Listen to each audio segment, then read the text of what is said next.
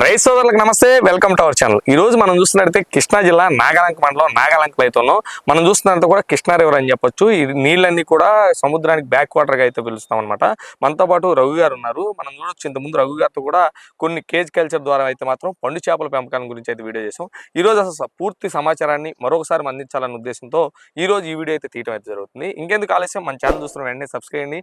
దాని పక్కన గంట సింబల్ నొక్కండి. ప్లీజ్ సబ్స్క్రైబ్ రైతానికి తోడుగా. ఇప్పుడు మనం రఘు గారిని అడిగి తెలుసుకునే ప్రయత్నం చేద్దాం. ఇన్ని సంవత్సరాల నుంచి కేజ్ కల్చర్ చేస్తున్నారు, అలాగే ఏ రకాలైనటువంటి చేపలు పెంచుతున్నారు, ఓన్లీ పొండి చేపలే పెంచొచ్చా లేకపోతే మీకు ఉపయోగపడే అంటే కొన్ని ఏరియాల్లో మంచినీరు ఉంటాయి, లేదంటే వాడకం తక్కువ ఉండేటువంటి చెరువులు ఉంటాయి, అలాంటి వాటిలో కూడా ఈ కేజ్ కల్చర్ ద్వారా అయితే మాత్రం మనం చేపలు పెంచుకోవచ్చా అనేది పూర్తి సమాచారం మనం రఘు గారిని అడిగి తెలుసుకునే ప్రయత్నం చేద్దాం. రఘు గారు నమస్తే. నమస్తే అండి. రఘు గారు, మనం చూసినట్టే నాకు తెలిసి 4-5 సంవత్సరాల నుంచి కూడా మీరు ఈ కేజ్ కల్చర్ ద్వారా అయితే మాత్రం ఇటు మన కృష్ణా డెల్టా లేదా అటు గుంటూరు జిల్లాల్లో అయితే మాత్రం చాలా సుపరిచితులు. ఎందుకంటే కేజ్ కల్చర్లో నాకు తెలిసి ఈ బ్యాక్ వాటర్ని అంటే ఉప్పు నీటిని ఉపయోగించుకుని పొండు కప్పల పెంపకం చేస్తుంది మీరే అని చెప్పొచ్చు. ఇక్కడ ఎవరు కూడా నాకైతే కనిపించలేదు, లేరని కూడా అనుకుంటున్నాను. ఇప్పుడు అసలు మీరు ఈ కేజ్ కల్చర్ అనేది అసలు మీకు కాన్సెప్ట్ ఎలా వచ్చింది అసలు మీకు? కేజ్ కల్చర్ అంటే యాక్చువల్గా రైతు సోదరులందరికీ నమస్కారం అండి. నా పేరు తలసల రఘుశేఖర్, మాది కృష్ణా జిల్లా నాగాలంక. నేను నాగాలంకలోనే పుట్టి పెరిగాను. ఇది కృష్ణా రివర్ బ్యాక్ వాటర్ అంటారు దీన్ని. అంటే నది వరద వచ్చినప్పుడు మాత్రమే దీంట్లో మంచిలు ఉంటాయి. వరద తగ్గిపోయిన తర్వాత అన్ని కూడా ఉప్పు నీళ్లు, సముద్రం నుంచి వచ్చేటువంటి వెనక బ్యాక్ వాటర్ అంటారు అన్నమాట. ఇవి ఉప్పుగా ఉంటాయి నీళ్లు. ఉప్పు నీళ్లలో మనం ఏదైనా ఆక్వాకల్చర్ చేయొచ్చు అనే ఉద్దేశంతో ఒక 15 సంవత్సరాల కిందట CMFRI అని central marine fisheries research institute కొచ్చిన్లో ఒక సంస్థ ఒకటి ఉంది. దాని డైరెక్టర్ గా అప్పుడు డాక్టర్ సైదారావు గారు తెలుగు అయిన డైరెక్టర్ గా ఉంటే ఆయనకి సార్కి నేను తెలుగులో ఉత్తరం రాశాను. సార్, మాది నాగాలంక, పలానా బ్యాక్ వాటర్ మా ఏరియాలో ఎక్కువ ఉన్నాయి, దీంట్లో కేజ్ కల్చర్ చేయాలనుకుంటున్నాను అని చెప్తే ఆయన కార్వార్ అనే ఏరియాలో ట్రైనింగ్ పంపించారు. ఆ కార్వార్లో ట్రైనింగ్ పోయిన తర్వాత నాకు ఆ రౌండ్ కేజెస్ ఉన్నాయి కదా, HTP కేజెస్ అంటారు, హై డెన్సిటీ పాలిఎథిలిన్ అంటారు అనమాట. ఆ 2 కేజెస్ నాకు ఇచ్చారు. వాటిలో నేను అప్పుడు పెరల్ స్పాట్ అని ఒక ఫిష్ వర్డ్ కల్చర్ చేశాను. అది కొన్ని కారణాల వల్ల ఆ చేప కల్చర్ బాగా పోయిన తర్వాత నెక్స్ట్ ఏం చేద్దాము కేజీల్లో అని చెప్తే మనకి సీబాస్ అని చెప్పని ఒక ఫిష్, దాన్ని మనం తెలుగు పండు చేప అంటాము, లేదా పండు కప్ప అంటారు. ఆ చేపని కల్చర్ చేయొచ్చు అని చెప్పని ఉద్దేశంతో ఆ చేప లోకల్గా సీడ్ తీసుకుని దాన్ని కేజీలో వేసి, ఇందాక మీరు చూసినట్టుగా పచ్చి చేపలను చిన్న చిన్న ముక్కలుగా కట్ చేసి దాన్ని ఫీడ్ కింద ఆ చేపలో కేజీలో వేసాము. అది బాగా సక్సెస్ అయింది. ఆ తర్వాత నుంచి మనకి దాదాపుగా CMFRI వాళ్ళు మాకు ఇండియన్ పంపాను అని ఒక చేప ఇచ్చారు, తర్వాత సిల్వర్ పంపాను అని ఒక ఫిష్ ఇచ్చారు. ఇన్ని రకాల చేపలని కూడా మేము కేజీలో ప్రయత్నం చేశాము. సీబాస్ పండు చేపలు మేము ఏం చేస్తామంటే 2 అంగుళాల పండు చేపని మనం గరాల దిబ్బని మచిలీపట్నం ఏరియాలో ఉందండి. అక్కడ నర్సరీ హ్యాచరీలోంచి చిన్న పిల్ల తీసుకొస్తారు, ఇంత చిన్న 2 సెంటీమీటర్లు ఉండే పిల్ల. దాన్ని ట్యాంకులో వేసి పెంచుకుంటారు. పెంచిన తర్వాత అక్కడ మేము 2 అంగుళాలు పెరిగిన తర్వాత ఆ 2 అంగుళాల సీడ్ తీసుకొచ్చి మేము మా కేజీలో వేస్తాం. 2 అంగుళాల పిల్లలు తీసుకొచ్చి కేజీలు వేస్తారు. ఈ 2 అంగుళాల పిల్లలు ఈ చిన్న కేజీ వల కనపడుతుంది కదా, ఈ చిన్న కన్నుల వల, ఆ చిన్న కన్నుల వల్ల 2 అంగుళాల పిల్ల తీసుకొచ్చేస్తాము. దాన్ని నిదానంగా మేత అలవాటు చేసి నిదానంగా వలలు మార్చుకుంటా దాదాపుగా 100 గ్రాముల వరకు చేసి మేము 100 గ్రాముల పిల్ల బయట మార్కెట్లో అంటే రొయ్యల చెరువులు వేసే వాళ్ళకి దాంట్లో చేప వేద్దామని, పండు చేప వేద్దాం అనుకున్న వాళ్ళకి, అయితే మంచినీళ్ళ చెరువు, ఊర చెరువులు అంటారు కదా, ఊర చెరువుల్లో మేము మాకు చైనా గురకలు ఎక్కువగా ఉన్నాయి అంటే తిలాపియా అంటాం, చైనా గురకలు అంటాం, జిలేబీలు అంటాం, అలాంటి వేస్ట్ చేపలు ఎక్కువగా ఉన్నాయి, అవి తినడానికి అన్నట్టుగా లేదా అచ్చంగా కల్చర్ కోసం ఈ పండు చేపలు మా దగ్గర నుంచి 100 గ్రాముల సైజు అవి కొనుకెళ్ళి వాళ్ళు ట్యాంకులో వేసి పెంచుకుంటారు. వాళ్ళు దాదాపుగా మేత కనుక వాళ్ళు పర్ఫెక్ట్ గా ఇచ్చుకుంటే వాళ్ళ సంవత్సరానికి దాదాపుగా 3 కిలోల యావరేజ్ వాళ్ళకి పెరుగుతుంది. పొండు చేప అనేది సార్ దాని యొక్క సైజుని బట్టి కాస్ట్ ఉంటుంది అంటారు, అది ఏ సైజులు అంటే అది కూడా మార్కెట్ బట్టి ఉంటుందా లేకపోతే ఫిక్స్ అయి ఉంటుందా రేట్లు? అంటే యాక్చువల్ గా మనకి దాదాపుగా 15 సంవత్సరాల నుంచి కల్చర్ చేస్తాను. 15 సంవత్సరాల నుంచి మనకి మార్కెట్ లో మరీ గొప్ప అంటే చాలా దారుణమైన అప్ అండ్ డౌన్స్ అయితే ఏం లేవు, పర్వాలేదు. ఇప్పుడు వరకు మార్కెట్ 2 కిలోలు అప్, 2 కిలోలు దాటితే ఒక కేజీ చేప వచ్చి 500 రూపాయల వరకు మార్కెట్ లో నడుస్తోంది. 2 కిలోల లోపు అయితే కొంచెం రేట్ తక్కువగా ఉంటుంది, 2 కిలోలు దాటితే కొంచెం రేట్ ఎక్కువగా ఉంటుంది. కాబట్టి 2 కిలోల వరకు రైతు సోదరులు పెంచుకుంటే వాళ్ళకి ఒక్కొక్క చేప కేజీ 500 చొప్పున, ఒక్కొక్క చేప 1000 రూపాయల చొప్పున పడుతుంది. మేము ఒక పీసు 100 రూపాయల చొప్పున మేము ఇలా 100 గ్రాములు పెరిగినటువంటి 100 గ్రాముల లోపు 100 గ్రాముల వరకు ఉన్నటువంటి చేపల్ని ఒక పీసు 100 రూపాయల చొప్పున ఇస్తాము. అంటే పీసులు లెక్క ఇస్తాం అన్నమాట, కేజీ లెక్క కాదు. ఆ పీసు 100 రూపాయలు కాబట్టి మీరు వాళ్ళ సంవత్సరం పాటు చెరువులో పెంచుకుంటే వాళ్ళు దాదాపుగా 1000 రూపాయల వరకు ఆదాయం. మేత కనుక వాళ్ళు పర్ఫెక్ట్ గా వేసుకుంటే వాళ్ళకి 3 కిలోలు అయింది అనుకోండి, ఇంకా మంచి ఆదాయం అనేది మనకు రావడానికి అవకాశం ఉంటుంది. ఓకే సార్, ఇప్పుడు మనం చూస్తున్నట్టయితే ఇప్పుడు మీరేంటంటే చిన్న పిల్లని తీసుకొచ్చి మీరు ఎన్ని నెలలు ఏ సమయం నుంచి ఏ సమయం దాకా మీరు ఈ కేజ్ కల్చర్ లో ఇక్కడ పెంచుతారు? అంటే వరదలన్నీ అయిపోయేప్పటికి ఆగస్ట్ సెప్టెంబర్ అవుతుందండి. అక్టోబర్ నవంబర్ లో మేము స్టార్ట్ చేసుకుంటాం. నవంబర్ లో కేజీలు స్టార్ట్ చేసుకుని మేము మే జూన్ కి కల్లా కంప్లీట్ చేసుకుంటాం. ఓకే. మళ్ళీ జూలై ఆగస్ట్ లో వరదలు వచ్చే అవకాశాలు ఉంటాయి కాబట్టి మేము మే జూన్ కల్లా కంప్లీట్ చేసుకుంటాము. ఓకే. మాకు ఒక్కొక్క కేజీకి ఒక 1000 పిల్లలు వేస్తాం కాబట్టి కొంచెం నెంబరింగ్ ఎక్కువ ఉంటుంది కాబట్టి అదేంటి దాన్ని స్టంటెడ్ గ్రోత్ అంటాం. అంటే మేత తీసుకుంటాం, గ్రోత్ తక్కువగా ఉంటుంది. ఓకే. ఈ పిల్ల చెరువులోకి వెళ్ళంగానే ఈ గ్రోత్ కొంచెం ఫాస్ట్ అవుతుంది అనమాట. ఓకే. Okay sir. దాన్ని స్టంటెడ్ గ్రోత్ అంటారు అనమాట. అది ఆటోమేటిక్ గా చెరువులో పెరగగానే కొంచెం మేత ఎక్కువగా తిని ఎక్కువగా, అంటే మాకు 6 నెలల కాలంలో 100 గ్రాములు వచ్చింది అనుకోండి, అక్కడ 3 సంవత్సరానికి 3 కిలోలు యావరేజ్ వస్తుంది. ఓకే. Okay sir. ఆ మేత కనుక పర్ఫెక్ట్ గా ఉండాలి. అన్నిటికన్నా ముఖ్యమైన విషయం ఏంటంటే మనం ఎన్నిసార్లు చెప్పుకున్నా మేత పర్ఫెక్ట్ గా ఉండాలి. నోటికి సరిపడా మేత. ఓకే. అంటే ఇప్పుడు చైనా గురుకులు మా దగ్గర ఉన్నాయండి, చెరువు నిండా చైనా గురుకులు ఉన్నాయి, పండు చేపలు ఉన్నాయి, పెరగట్లేదు అంటారు చాలా మంది. అవును. కారణం ఏంటంటే చైనా పండు చేప నోరు తెరిస్తే నోట్లోకి వెళ్ళే చేపనే తింటది. ఓకే. మిగతా ఓకే. ఏ చేపను అదేమి తినలేదు, ఏం చూస్తా కూర్చోవడం తప్పితే. అదే. చాలా మంది రైతు సోదరులు గమనించాల్సింది ఏంటంటే నోట్లోకి దూరేటువంటి చేపలు దానికి మేతగా ఉంటే మాత్రమే అవి మన కల్చర్ గ్రోత్ బాగా వస్తుంది. Okay sir. ఇప్పుడు మనం చూస్తున్నట్టయితే చాలా మంది ఏంటంటే పొండు చేప అనగానే లైవ్ ఫుడ్ అనేది తీసుకుంటుంటారు. మనం చూస్తున్నట్టు మీరు మిషన్లో ఆల్రెడీ చేపలను చిన్న చిన్న ముక్కలు చేసి చేపకు అనేది అందిస్తున్నారు. అయినా నేను లైవ్లో చూస్తున్నా వచ్చే తన్ను పోతున్నాయి, మంచిగా తింటున్నాయి అనమాట.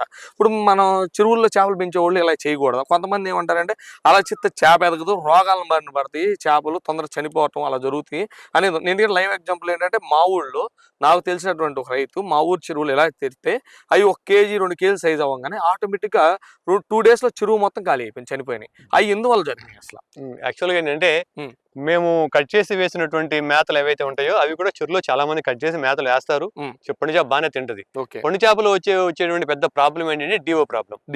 ఏదైనా సరే వాటర్ లో చెరువులో కనుక అమ్మోనియా కనుక ఫామ్ అయ్యి ఆక్సిజన్ మొత్తాన్ని కిల్ చేసేసి ఆ డిఓ కనుక తగ్గింది అనుకోండి, పండు చేపలు ఆటోమేటిక్ గా చచ్చిపోతాయి. ఓకే. అంటే మనం ఎప్పటికప్పుడు డిఓ అనేది ఎట్లా ఉంటుంది అంటే డిఓ డిజాల్వ్డ్ ఆక్సిజన్, నీటిలో కరిగి ఉన్నటువంటి ఆక్సిజన్ ఎలా ఉంది, అది బాగుందా, ఎంతవరకు వచ్చింది, అది మనం కనుక చెక్ చేసుకుంటూ ఉండాలి. తర్వాత వాటర్ చక్కగా ఉంటే ఏరేటర్లు పెట్టుకోవాలి, లేదా వాటర్ బెస్ట్ ఎగ్జాంపుల్ బెస్ట్ ఏంటంటే వాటర్ ఎక్స్చేంజ్ చేసుకోవాలి. ఓకే, మార్చుకుంటున్నాం. ఏ నీళ్ళు పర్లా.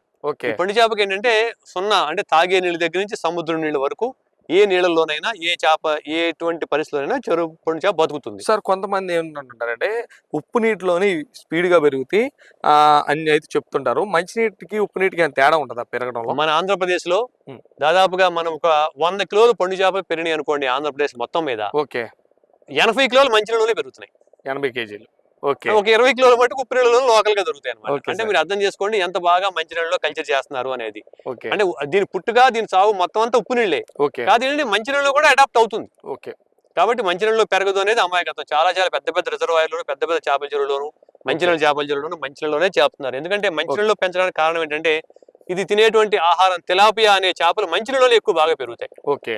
అందువల్ల దానికి ఆహారంగా తిలాపియా వేస్తాం కాబట్టి అది కూడా మంచినీళ్ళు పెరుగుతుంది కాబట్టి ఇది మంచినీళ్ళు కన్వర్ట్ అయ్యి ఈ చేప చాలా ఎక్కువగా మంచినీళ్ళు బాగా పెరుగుతుంది, గ్రోత్ కానీ అవి కానీ మంచినీళ్ళు బాగుంటుంది. ఓకే సార్, మనం ఇంత ముందు చేసిన వీడియోలో అయితే మాత్రం కొంతమంది కామెంట్స్ ఏంటంటే మేము కొరమేను హ్యాచరీ చేసాం, ఏంటంటే మేము ఇట్లా వీడియోలు చూసి కొంచెం మోసపోయాము, లేకపోతే కొరమేను సక్సెస్ కాలేదు, మార్కెట్ లేదు, అలాగే లేదంటే ఇప్పుడు ఈ ఆటి స్థానంలో ఈ పొండు కప్పలు పెంచుకోవచ్చా అని అయితే అడుగుతుంటారు. దీనికి ఏమన్నా మీ దగ్గర సజెషన్ ఏమన్నా ఉందా సార్? అసలు కొరమేనుకి ఏమైందంటే ఒక మాస్ హిస్టరీ లాగా అందరూ కొరమేను ఇంటి దగ్గర చిన్న గుంటలో వేయచ్చు, చిన్న ట్యాంకులో వేయించుకోవచ్చు అనేటువంటి మాస్ హిస్టరీలో జనం అంతా ఎక్కువ మంది. అంటే మనం ఒక 100 కిలోలు పండు మన కొరమేను తినే పరిస్థితి ఉంటే దాదాపుగా మనం 200 కిలోలు పెంచేసాం మార్కెట్ లో. మనకి అంత ఏమైంది ఎక్కువ ప్రొడ్యూస్ అయ్యేప్పటికి ఏమైందంటే రేట్ ఆటోమేటిక్ గా తగ్గిపోయింది. అవును సార్. కానీ పండు చేప అలా కాదు.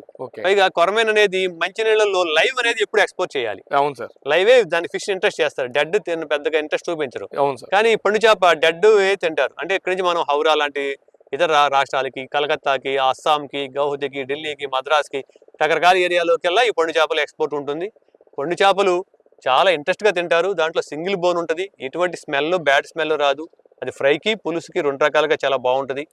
కాబట్టి ఆ పండు చేపకి ఎవర్ గ్రీన్ డిమాండ్. 15 సంవత్సరాల నుంచి మనం చూస్తున్నాం, ఏ కల్చర్ లో ఉన్నాం, ఎప్పటికి కూడా పండు చేప బాగా తగ్గలేదే. కరోనా టైంలో 1-2 సార్లు తప్పితే ఎక్కడికి మాక్సిమం ఎప్పుడు తగ్గలేదు, బాగుంటుంది. ఓకే సార్, ఇప్పుడు మనం చూస్తున్నట్టయితే ఈ కేజ్ కల్చర్స్ ని ఒకవేళ ఎలాంటి ప్రదేశాల్లో, ఒకవేళ ఇప్పుడు మనం వీడియో చూస్తున్నట్టు ఎక్కడైనా చూడొచ్చు, ఎవరైనా చూడొచ్చు, ఎలాంటి ప్లేసెస్ ఉన్న వాళ్ళకి ఈ కేజ్ కల్చర్స్ వెసులుబాటుగా ఉంటుంది, పెట్టుకోవచ్చు? ఎక్కడైనా సరే ఒక 15 అడుగులు లోతు ఉన్నటువంటి జలాశయాలు కానీ, లేదా 15 అడుగులు లోతు లేవు, 10 అడుగులు లోతున్నా సరే మన కేజీ అడ్జస్ట్ చేసుకోవచ్చు. మన వెడలు పెంచుకొని లోతు తగ్గించుకోవడం. అంటే నికరంగా 10 అడుగులు లోతు ఉండేటువంటి జలాశయాల్లో కానీ, లేకపోతే కాలువల్లో కానీ, లేకపోతే సముద్రపు పాయల్లో కానీ లేదా నదీ పరివాహ ప్రాంతం బ్యాక్ వాటర్ డ్యాముల అవతల కానీ వాటిలో ఎక్కడ మీకు వాటర్ ఫెసిలిటీ ఉంటే, ఎక్కడ వాటర్ బాడీస్ ఉంటే, లేదు ఒక 10 ఎకరాల ఊర చెరువులు ఉంటాయి, 100 ఎకరాల ఊర చెరువులు ఉంటాయి, ఆ చెరువులో మొత్తం చేపేస్తే మొత్తం పట్టడం వీలు కాదు. అవును సార్. అలాంటప్పుడు ఇలాంటి కేజీలు దాంట్లో పెట్టుకుంటే దాంట్లో మనం కేజీల్లోంచి చేపలు హార్వెస్ట్ చేసుకోవచ్చు. కేజీ కల్చర్ చేద్దాం అనుకున్న ఇంట్రెస్ట్ ఎవరికన్నా ఉంటే మా దగ్గరికి వస్తే మేము వాళ్ళకి ఫ్రీగా ట్రైనింగ్ ఇచ్చి ఇలా చేసుకోవచ్చు ఇక్కడ జరుగుతాయి అవన్నీ చెప్పి వాళ్ళని మనం ఎంకరేజ్ చేస్తాం. Okay sir. ఇప్పుడు మనం ఈ కేజ్ కల్చర్లో కేవలం ఈ పొండు కప్పలనే పెంచొచ్చా, చేపలనే పెంచొచ్చా, లేకపోతే వేరే రకాల చేపలను కూడా మనం పెంచుకోవచ్చు? అంటే యాక్చువల్గా మాదంతా కూడా ఉప్పు నీళ్ళు పెరిగినటువంటి చేపలు కాబట్టి మేము ఏం చేస్తామంటే ఉప్పు నీళ్ళు పెరిగేటువంటి అన్ని రకాల చేపల్ని మేము దీంట్లో ప్రయత్నం చేసాం. ఓకే. ఇప్పుడు దీంట్లో మనం రెడ్ స్నాపర్ అని ఒక చేప చేయొచ్చు. ఓకే. సిల్వర్ పంపాను, ఇండియన్ పంపాను, కోబియా.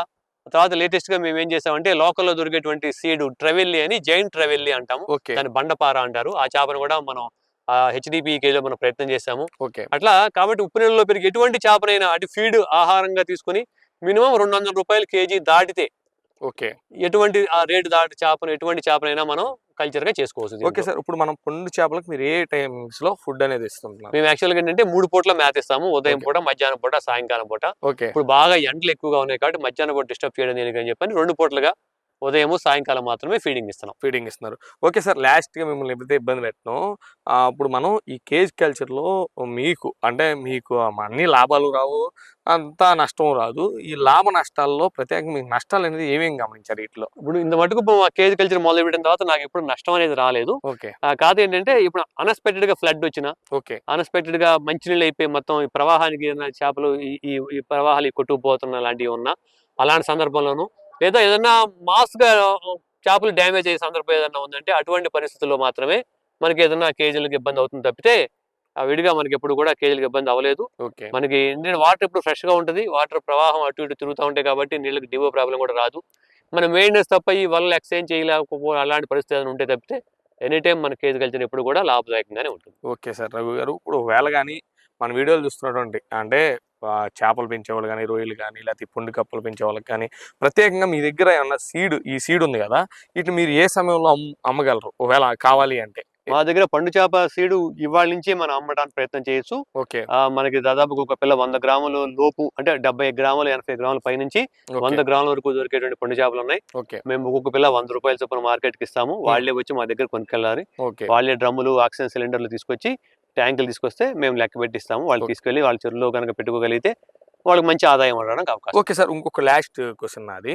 చాలా మంది ఏంటంటే ఇలా మనం ఈ కేజ్ కల్చర్లో కానీ లేకపోతే పిల్లల్ని డెవలప్ చేసి కానీ తీసుకొచ్చిన పిల్ల చెరువుల్లో వేస్తే అయ్యేంటో పెద్ద డెవలప్ కావు, లేకపోతే మంచిగా గ్రోత్ రాదు అనేది అయితే మొత్తం వింటూ ఉంటాం. మీరు ఆల్రెడీ ఇన్ని సంవత్సరాల అనుభవంలో మీరు ఇస్తూ ఉంటారు కదా, అది అపోహ లేకపోతే దాంట్లో ఏమైనా వాస్తవాలు ఉన్నాయి? లేదండి. మనకు పెరగకపోవడానికి ప్రధాన కారణం ఏంటంటే తింటే ఏదైనా పెరుగుద్ది. ఫుడ్ తినట్లేదు అంటే అర్థం ఏంటి? పెరగట్లేదు అంటే ఫుడ్ తీసుకోవట్లేదు. ఫుడ్ ఎందుకు తీసుకోవట్లేదు? దాని నోటికి సరిపడా ఫీడింగ్ లోపల లేదు అన్నప్పుడు మనకి ఎదుగుదల ఆగిపోతుంది. నోటికి సరిపడా ఫీడ్ ఉండాలి అంటే మనకి నోటికి సరిపడా ఫీడ్ మాత్రమే మనం ప్రయత్నం చేసుకోవాలి. అంటే మనకి ఎప్పుడైనా సరే మన స్వయం కృతం మన మన మన పొరపాటే మనకి గ్రోత్ లేకుండా పోతుంది అంటే పొండు చేప వైపు ఎప్పుడు కూడా తప్పు అనేది ఉండదు. Okay sir. సార్, ఇప్పుడు మనం చూస్తున్నట్టయితే చాలా మందికి అయితే మాత్రం ఇంట్రెస్ట్ అనేది ఉంటుంది, ఇలా చేయాలి లేకపోతే వాళ్ళకి అక్కడ ఉన్న పరిస్థితులకు ఇది పెట్టుకోవడానికి సాధ్యమైద్ది అనేది అయితే మాత్రం చాలా మందికి ఉంటుంది. వాళ్ళు ఒకవేళ కానీ మీ కల్చర్ చూడాలనుకున్నా, లేకపోతే మీ ద్వారా ఇవన్నీ ఇలా అక్కడ సెటప్ చేసుకోవాలనుకున్నా, లేకపోతే దీని గురించి పూర్తిగా తెలుసుకోవాలన్నా ఎలా సార్? అదేమన్నా సాధ్యమైంది? ఎవరైనా సరే మా దగ్గరికి రావచ్చు. మేము ఉదయం దగ్గర నుంచి సాయంకాలం వరకు మేము ఇక్కడ అందుబాటులో ఉంటాము. మా ఫోన్ నెంబర్ మీరు కనుక డిస్ప్లే చేసినట్లయితే ఎవరైనా ఫోన్ చేసి మా ముందుగా మాట్లాడుకుని పలానప్పుడు వస్తామని చెప్తే వాళ్ళు వివరంగా చూపించి ఎలా చేయొచ్చు, అలా చేయొచ్చు, అట్లా ఉంటుంది, ఎట్లా ఉంటుంది అని అన్ని రకాలుగా మనం మాట్లాడి మనం అన్ని రకాలుగా సపోర్ట్ చేయడానికి ఇంట్రెస్ట్గా ఉండడానికి అవకాశం ఉంది. Okay sir. Thank you sir. ఇప్పుడు ఏంటంటే చాలా మంది చూస్తున్నాం మనం, మీరు ఇప్పుడు మేము వచ్చాం ఇది చూపించే అంటే మీరే అన్ని చేసుకుంటున్నారు చక్కగా, ఇవన్నీ మాకు చూపించారు. ఇంకోటి ఏంటంటే చాలా మంది ఏంటంటే ఇంట్రెస్ట్ ఎవరు వీడియో, మేము ఎప్పుడైనా సార్ మీరైతే మాకైతే వీడియో ఇస్తుంటారు. మేమేంటంటే రైతులకు కొత్త ఇన్ఫర్మేషన్ అందించాలనే ఉద్దేశంతో ఇదైతే చేయడం అయితే జరిగింది సార్. Thank you sir. మీరైతే మాత్రం మాకు వీడియో ఇచ్చినందుకు. ఇది ఈ రోజు మనం రఘు గారితో అయితే మాత్రం మనం కృష్ణా జిల్లాలోని నాగాలంకి బ్యాక్ వాటర్లో ఉన్నటువంటి కేజ్ కల్చర్ గురించి మీకు పూర్తి సమాచారాన్ని అయితే అందించాలనుకున్నాను. ఒకవేళ మీకు ఏమైనా డౌట్స్ ఉన్నా సార్, దీంట్లో నేను అడగని ప్రశ్నలు ఏమైనా ఉన్నా సార్ మీ కామెంట్ రూపంలో తెలియజేయండి. అలాగే సార్ నెంబర్ అయితే మాత్రం మీకు వీడియో మీద ఇస్తాను, చూసి కాల్ చేయండి. ప్లీజ్ సబ్స్క్రైబ్ రైతన్నకి తోడుగా.